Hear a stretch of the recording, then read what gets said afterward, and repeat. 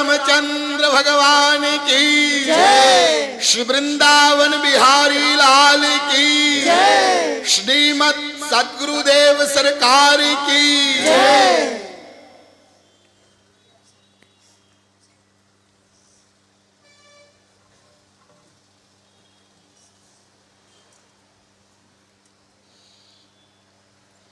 अब आप लोग सावधान हो जाएं।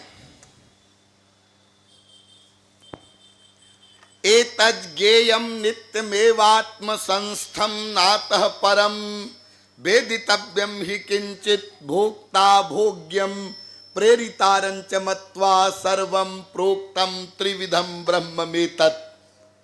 इस वेद मंत्र की व्याख्या में अब तक आप लोगों को बताया गया, यह एक सर्वमान्य सर्वविदित निर्विवाद सिद्ध सिद्धांत है कि विश्व का प्रत्येक जीव बिना किसी के सिखाए पढ़ाए प्रत्येक क्रिया के द्वारा केवल आनंद ही चाहता है। ऐसा क्यों है जबकि सृष्टि में सर्वत्र वैषम्य है और वैमत्य है? इसका रीजन आपको बताया गया। विश्व का प्रत्येक जीव ईश्वर का अंश है। ईश्वर एवं आनंद दोनों पर्यायवाची शब्द हैं। वेद कहता है आनंदो ब्रह्मेति व्यजानात्, वो आनंद है। इसलिए विश्व का प्रत्येक जीव आनंद का अंश सिद्ध है। और चूंकि यह एक स्वाभाविक नियम है, जो जिसका अंश होता है वो अपने अंशी को ही चाहता है, अपने अंशी से ही प्यार करता है। अतएव आनंद स्वरूप ईश्वर का अंश होने के कारण ही विश्व का प्रत्येक जीव आनंद को ही चाहता है। आनंद के विपरीत दुख कोई नहीं चाहता। और यदि कोई व्यक्ति ये कहे या ये सोचे कि मैं आनंद को चाहना बंद कर दूंगा, मैं ऐसी प्रैक्टिस करूंगा, अभ्यास करूंगा, साधना करूंगा कि इस वेदों की फिलॉसफी को उलट दूंगा, मैं अपने अंदर दुख को चाहने की प्यास पैदा करूंगा, तो याद रखिए, कोई भी व्यक्ति अनंत कोटि कल्प तक ऐसी साधना करे कि मैं आनंद को न चाहूं, तो भी वो आनंद को चाहना भुला नहीं सकता। क्यों? क्योंकि आनंद को चाहना भुलाना, इसका मतलब अपने आत्म स्वरूप को मिटा देना। यह कैसे हो सकता है? प्रकाश यदि स्वयं भी चाहे कि मैं अंधकार बन जाऊं, यह कैसे हो सकता है? प्रकाश अंधकार कैसे हो सकता है और अंधकार प्रकाश कैसे हो सकता है? ऐसे ही आत्मा का स्वरूप है, उसका अनादि नेचर है, वो आनंद ब्रह्म का अंश है। इसलिए आनंद को ही चाहता है जीव। और यह भी आपको बताया गया कि चूंकि कोई भी जीव एक क्षण को भी अकर्मा नहीं रह सकता, इसलिए प्रत्येक जीव प्रतिक्षण आनंद को चाहता है।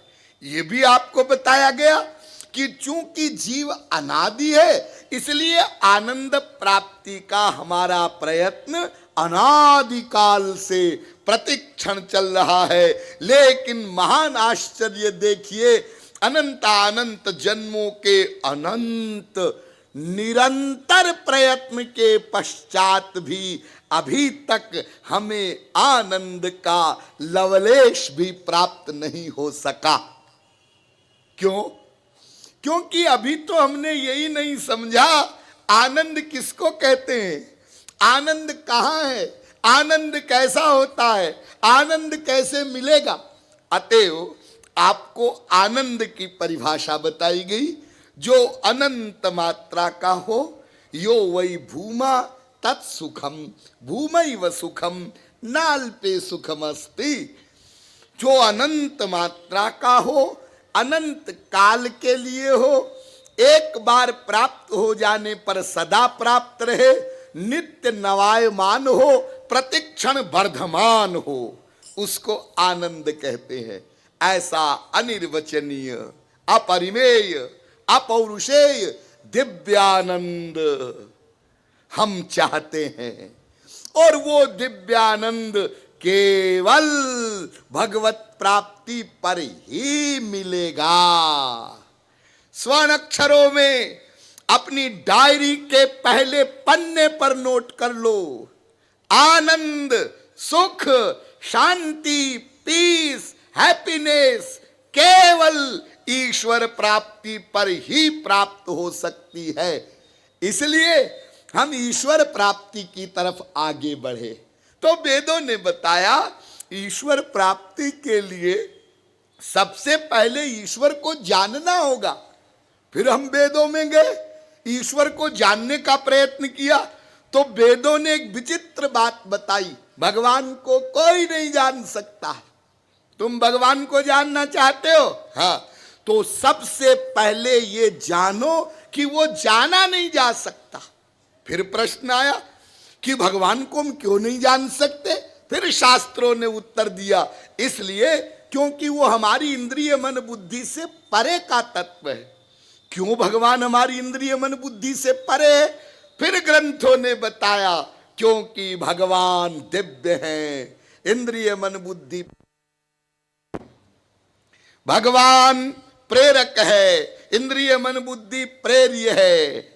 भगवान प्रकाशक हैं, इंद्रिय मन बुद्धि प्रकाश्य है। भगवान धारक हैं, इंद्रिय मन बुद्धि धार्यमान है। भगवान ज्ञाता है, इंद्रिय मन बुद्धि ज्ञेय है। हमारी बुद्धि ने यदि भगवान को जान लिया तो हमारी बुद्धि सुप्रीम पावर हो जाएगी और भगवान उसके अंडर में हो जाएगा। तो वो ज्ञाता है, इंद्रिय मन बुद्धि ज्ञेय है। भगवान सर्वज्ञ है, जीव तो अल्पज्ञ है। सर्वज्ञ किसको कहते हैं? देखिए, एक होता है अल्पज्ञ, एक होता है सर्वज्ञ। इन दोनों को थोड़ा सा समझ लीजिए। और इन दोनों के बीच में एक और होता है, उसको भी समझ लीजिए, ज्ञ। अल्पज्ञ, ज्ञ और सर्वज्ञ। अल्पज्ञ किसको कहते हैं? अल्पज्ञ की एक परिभाषा, जिसने अभी तक भगवत प्राप्ति नहीं की है, जिसने भगवान को नहीं जाना है, पाया है, वो अल्पज्ञ है। कोई हो, कितना ही बड़ा विद्वान हो, डॉक्टर हो, इंजीनियर हो, साइंटिस्ट हो, सारे संसार की सारी डिग्रियां एक व्यक्ति के पास हो, और जिसके लिए आप लोग कहें, अरे राम वो बड़ा महाविद्वान है, बड़ा बुद्धिमान है, उसने भगवान को जाना क्या? नहीं, वो तो नहीं जाना। तो भगवान को नहीं जाना है, सुप्रीम पावर को, उसको तुम बुद्धिमान विद्वान कहते हो? ना ना, वो अल्पज्ञ है। एक होता है ज्ञ।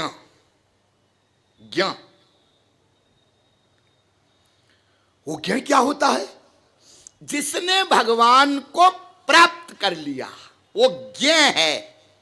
सूर मीरा कबीर नानक तुकाराम, ये ज्ञ है। इनमें क्या विशेषता होती है? जिस समय जिस सब्जेक्ट का जितना ज्ञान प्राप्त करना चाहे प्राप्त कर ले संकल्प से, उसको ज्ञान कहते हैं। और भगवान क्या है? वो सर्वज्ञ है। यह सर्वज्ञ सर्वविद्यस्य ज्ञानमयं तपः, वेद कहता है वो सर्वज्ञ है। सर्वज्ञ माने क्या होता है? सर्वज्ञ माने अंतर्यामी नहीं। साधारणतया हम लोग समझते हैं ना भगवान अंतर्यामी है, वो अंतर्यामी भी है, लेकिन केवल अंतर्यामी को सर्वज्ञ नहीं कहते। क्यों? क्योंकि अंतर्यामी तो महापुरुष लोग भी होते हैं, योगी लोग भी होते हैं।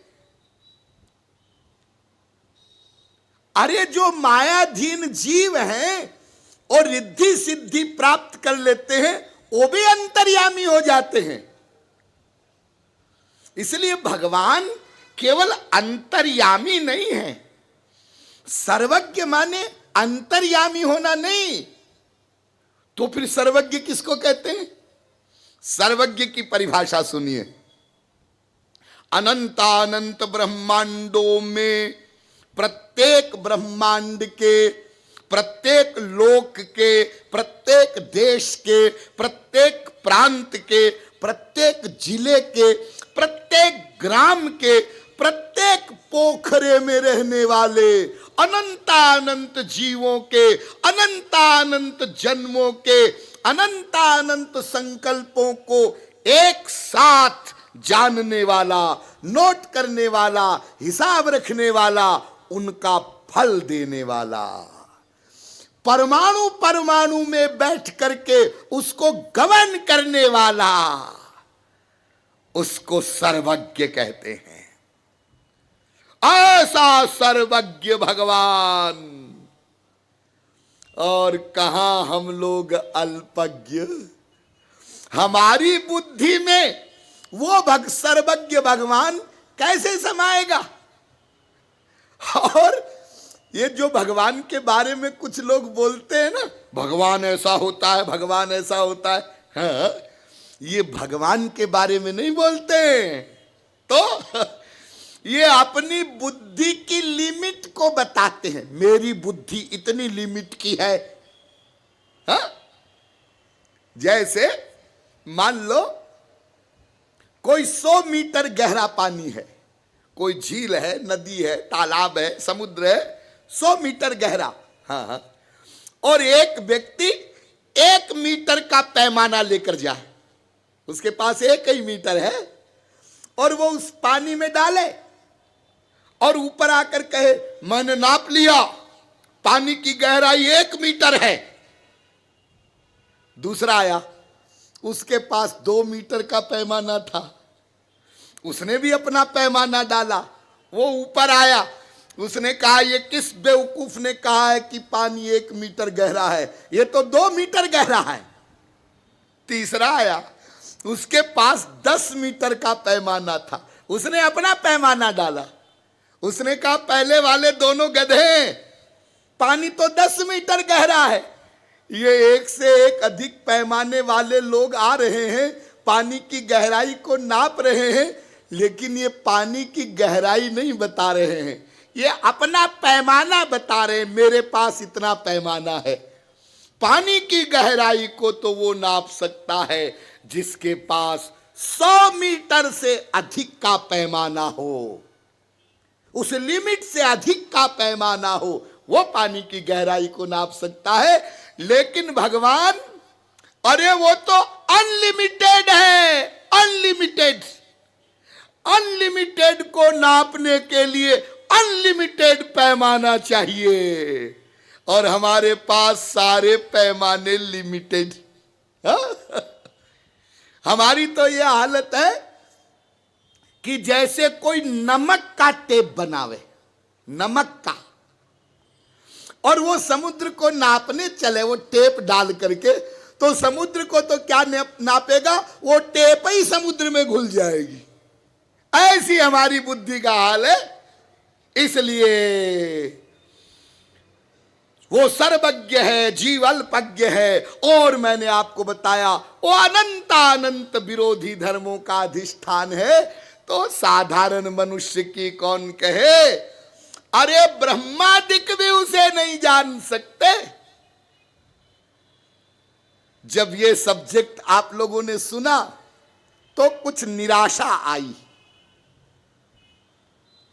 अरे भाई, जब ब्रह्मादिक भी भगवान को नहीं जान सकते तो फिर हमारी कहां गिनती है, हा? लेकिन फिर वेदादिकों ने बताया और साहस दिलाया, हमारी हिम्मत बंधवाई। ऐ मनुष्यों, घबराओ मत, डरो मत, अनंत जीवों ने भगवान को जाना है, जान रहे हैं, जानेंगे। उस अनंत आनंद की उपलब्धि अनंत महापुरुषों को हो चुकी, हो रही है, होगी, डिम डिम घोष किया वेदों ने। तो फिर आपने ये क्यों कहा कि भगवान को कोई नहीं जान सकता? इतना लंबा चौड़ा व्याख्यान क्यों, और इतना लंबा चौड़ा वर्णन क्यों? हाँ, ये इतना लंबा चौड़ा जो वर्णन किया गया है वो इसलिए किया गया है कि कोई भी पर्सनैलिटी अपनी शक्ति से, अपने बौद्धिक बल पर, या अपनी साधना के बल पर, या अपनी तपश्चर्या के बल पर भगवान को नहीं जान सकती। बहुत ध्यान दीजिए, अपनी शक्ति से कोई भी भगवान को नहीं जान सकता है, लेकिन कोई भी भगवान को जान सकता है बशर्ते कि वो भगवान की कृपा को प्राप्त कर ले। भगवान की कृपा के बिना भगवान को कोई नहीं जान सकता, ये अकाट्य सिद्धांत है। इसलिए कल आप लोग निष्कर्ष पर पहुंच गए कि वेद से लेकर के रामायण तक सब धर्म ग्रंथ कहते हैं कि भगवान को भगवान की कृपा से ही जाना जाएगा। तुलसीदास जी कहते, यह गुण साधन ते नहीं होई। ये जो भगवत प्राप्ति वाला गुण है ना, ये साधन से नहीं होता। यह गुण साधन ते नहीं होई, और तुमरी ही कृपा पाव कोई कोई। तुम्हारी कृपा से कोई कोई तुम्हें पाता है, जानता है। ठीक ठीक ठीक। अच्छा, तो स्वामी जी हम समझ गए कि भगवान को भगवान की कृपा से ही जाना जा सकता है। लेकिन एक बात बताइए, हम लोग जरा स्वाभिमानी लोग हैं। ये कृपा वगैरह की बात हमने बहुत सुनी है, कृपा कृपा कृपा। लेकिन ये कृपा मांगना, भिकमंगापन करना, हाथ फैलाना, किसी के आगे गिड़गिड़ाना, ये हमारे सिद्धांत में नहीं। ठीक है, माना कृपा से भगवान को जाना जा सकता होगा, लेकिन मान लो हम ये कृपा वगैरह पर विश्वास न करें, तो क्या भगवान को जानने का कोई और भी मार्ग है, कोई और रास्ता है? और यदि और किसी मार्ग से भगवान को जाना जा सकता हो, पाया जा सकता हो, तो फिर भगवान की कृपा के लिए हम क्यों खुशामद करें? हम खुशामद नहीं करते किसी की। तो क्या और कोई तरीका है? चलो थोड़ा और मार्गों को टटोलें। क्या और कोई मार्ग भी हो सकता है? और यदि और मार्ग से हमारा काम बन जाए तो फिर कृपा के लिए खुशामद नहीं करना। एक मार्ग और हो सकता है। क्या मार्ग हो सकता है? देखो भाई, हम जीवात्मा हैं। हां, हम आनंद को चाहते हैं। हाँ, ये तो हम लोग समझ गए। अब तक के प्रवचन से ये बात हमारी समझ में आ गई। हम आनंद को चाहते हैं। और आनंद को क्यों चाहते हैं ये भी समझ गए, क्योंकि आनंद स्वरूप भगवान के अंश है। हाँ हाँ, समझ गए। और भगवान सर्वत्र है। हाँ, हम भगवान में ही रहते हैं।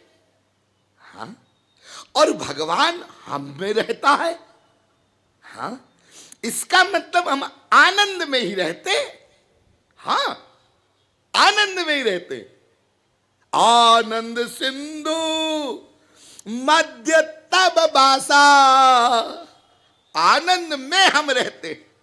देखिए, भगवान में हम हैं और हम में भगवान है। ये ऐसा गड्ढमड्ढ है कि आप दूध में पानी मिला होता है उसकी एग्जाम्पल नहीं दे सकते।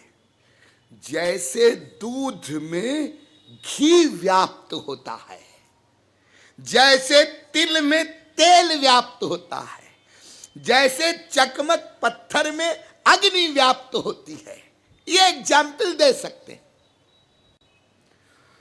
तो हम आनंद को चाहते हैं, आनंद में ही रहते हैं, तो गड़बड़ क्या है? हां, गड़बड़ करने वाला है तीसरा तत्व, माया। ये सारी गड़बड़ माया के कारण है। और सब दुखों की जननी माया है। और भगवान का और हमारा जो मिलन नहीं हो रहा है, इसके बीच में माया है। तो बहुत सिंपल बात, बस किसी प्रकार से ये माया हट जाए, ये माया हमारा पिंड छोड़ दे यदि, तो जहां बैठे हैं वहीं तुरंत तत्काल आनंद का अनुभव हो जाए। अरे भाई देखो, इतनी सी तो बात है ना। हम क्या हैं? मायाधीन। और भगवान क्या है? मायाधीश। मायाधीन, मायाधीश। तो न और स का ही तो झगड़ा है। हम मायाधीन, ओ भगवान मायाधीश। तो हम ये नहीं कहते कि हमको मायाधीश बना दो, लेकिन मायाधीन की जगह हम मायातीत हो जाएं। तो किसी प्रकार, किसी तरह से, किसी उपाय से यदि माया हमारा पिंड छोड़ दे, माया से छुटकारा मिल जाए, तो फिर भगवान की कृपा की खुशामद करने की कोई जरूरत नहीं है। बड़ा सीधा सा मार्ग। सुनने में तो ये मार्ग बड़ा सरल लगता है, लेकिन है ये दो कौड़ी का, ये काम नहीं आएगा। क्यों? अरे आपने बड़े आराम से बोल दिया माया पिंड छोड़ दे। ये माया क्या है? जानते हैं माया क्या है? मायाम तु प्रकृतिम विद्यान मायिनम तु महेश्वरम तस्यावयव भूतैस्तु व्याप्तम सर्वमिदं जगत। वेद कहता है ये माया उसी भगवान की पावर है। परास्य शक्तिर विविधैव श्रूयते स्वाभाविकी ज्ञान बल क्रिया च।